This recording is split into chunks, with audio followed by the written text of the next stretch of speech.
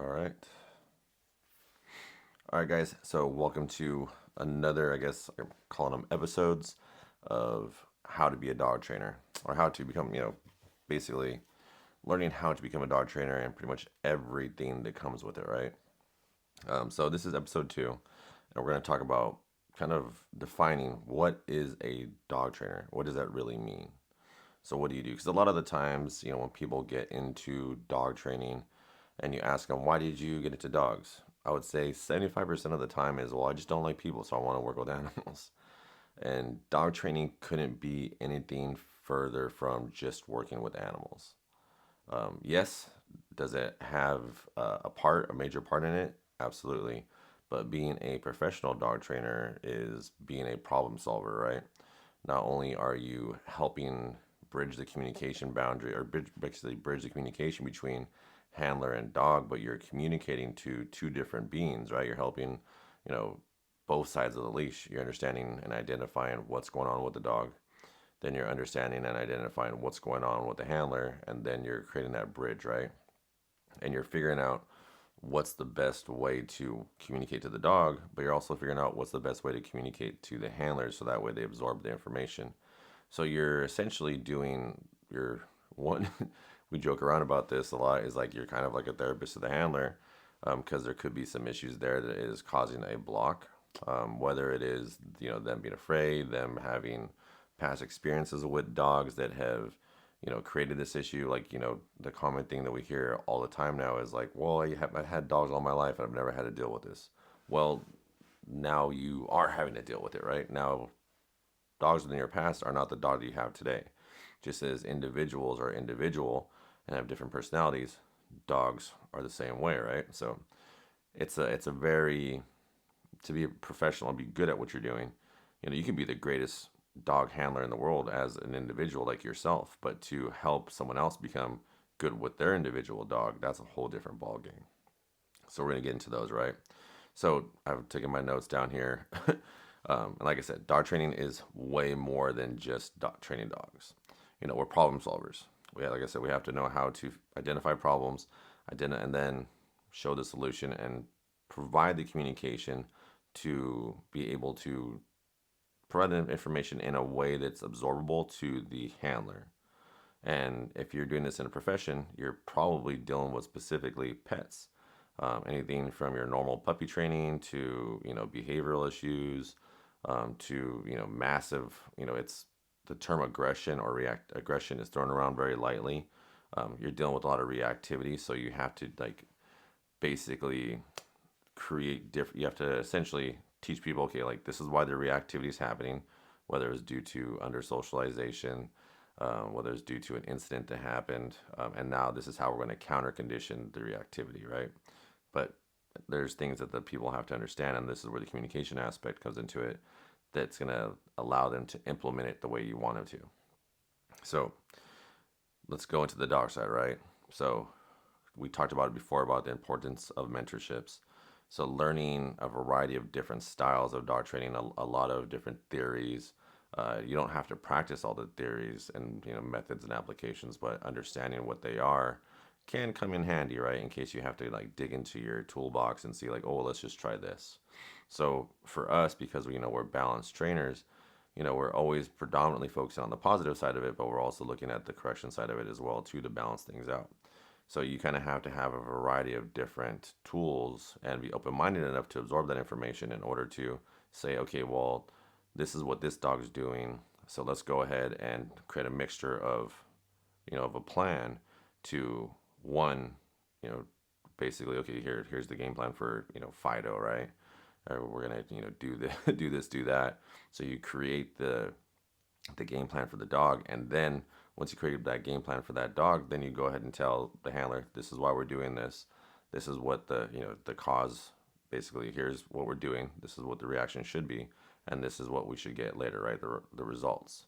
So you kind of just give them the step by steps, right? So you're gonna go do this a variety of different times. I'm When it comes to, and kind of diving back into the actual like methods. There's obviously some omni, I guess, omni type of theories that you would keep throughout dog training, like understanding, reward when they do something good, correct when they do something bad, counter condition responses to, negative environments, or, them being nervy about certain things, create a positive reaction, like certain things like that. There's omni elements to it, but how you apply those things to the individual dog in order for them to absorb it the proper way is where, having more time on a leash, being around different types of dogs, learning different styles comes in handy. And this is all information that you have to provide to your clients as well, right? So knowing which method fits the dog in front of you, and understanding there is no one specific way. So there's no cookie cutter method. You can go and try that for as long as you can, but eventually you're gonna hit the roadblock. And then, going back to knowing how to communicate the method and the application to the handlers, because that's what makes, that's what's going to get the job done. You're not going to keep this dog. The dog's going to be with the, be with the handler, whether it's a board and train or whether it's one-on-one lessons. You either got to, one, create the relationship with the dog in a board and train, and then teach the handler through transition lessons, or you're doing private lessons and you're giving them homework, and then that way they can practice while they're at home. So learning how to communicate the things that you're doing versus just doing it and say, oh, this is just how you do it, right? For some people that may work, but I'll tell you this, for being in the industry as long as I've been in the industry, uh, being as detailed, give them the what, when, and why type of thing, as to what you're doing. So you're giving them a bunch of information, but writing it down, whether it be via email, text message, or on a piece of paper like we do, is very important. It can come in very handy. And it will be something to where they can kind of reflect on it, right? So with Primal Canine, for example, our handlers or our clients, they get essentially like a little, not a notebook, but a folder, and then they put their homework sheets in there so they can go back through those things. So not only are you visually showing them with the dog and showing them how to do things, but they have something to reference as well. So that goes back into, the communication to the person as well. So this is one of the other things I wanted to put into there. I wanted to put into it. I mentioned it in the beginning of this video. The common phrase you hear is, most trainers will say, is, I got into dogs because I hate dealing with people, right? And that is it's a very bad mindset to go into this with, because you can't, like, you can love dogs, right? That's great. But you also have to have that want to help people, because eventually you're going to get burnt out in this industry. Dogs don't have days off. It's a 7-day-a-week job.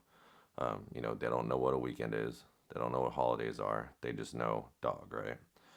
So you're gonna have to have that want to help other people. Help the dogs in front of you, because it does get repetitive. It can, I've been, like I said, I've been in this for a few, almost a few decades now, and it's just something that kind of, you'll get burnt out on clients, you'll get burnt out on dogs, you'll get burnt out on the monotony and the strenuous aspect of being a dog trainer. But understanding that, that's very important. As long as you have that understanding, you can maximize your highs and minimize your lows. That's going to be great. Like, you can always work through it. But the part of wanting to help and breaking the mindset of, I really like dogs, but I dislike people, so I want to become a dog trainer. I'm telling you right now, you're going to be dealing with people a lot more than you think you are. And if you're not dealing with a lot of people right now and you are a quote unquote dog trainer, you're limiting yourself, because it's, the people are, as a dog trainer, you should already be, learning or be fairly decent with dogs by now. But to get further in industry, you have to become a people person. Like for myself, as an example, I'm a very introverted person. If you look through the years of Primal Canine stuff, very quiet. Socially, I'm not a very social person, but over the years, through doing workshops, seminars, doing apprenticing, or helping, having shadow programs coming in, mentoring a bunch of people, having a bunch of apprentices, all those things, I've learned how to communicate better and learn how to relate to people better and be more empathetic in a sense of understanding what they're going through. So it takes time, it takes practice, just like putting your hands on leashes and working with individual dogs, learning different communication styles with those dogs. It's the same thing with people.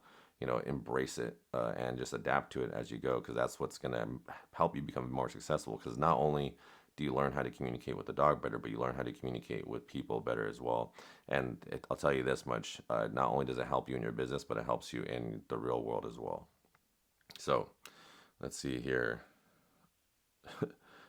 So again, kind of harping on that. You know, kind of have to adopt the mindset of I'm here to help, right? So yeah, as long as you adopt that mindset that you're here to help, and you're building your communication skills as well as your dog training skills, you'll be set. You'll be pretty much set up for success in this part of it. Again, guys, there's going to be a lot more videos like this coming out. This is just the beginning of it. This is our episode 2. That's titled "What a Dog Trainer Really Is" or really does. However it shows up on your YouTube. If you guys like this stuff, have any questions, have any suggestions for, or for more information or a specific topic of becoming a dog trainer, or even if you are a dog trainer and you want to get better at certain things, let us know. We'll be diving into everything from the dog training aspect of things, the communication with clients, the business aspect, the marketing, all that goes into it. Like I said, I've been in this game for close to a few decades now, and I've been with Primal Canine. I started 11 years ago, and I had another company prior to that. So yeah, guys, a lot more to come. If you guys like this stuff, shoot a comment, shoot a like, share it if you want. But yeah, more to come, guys. Have a great day.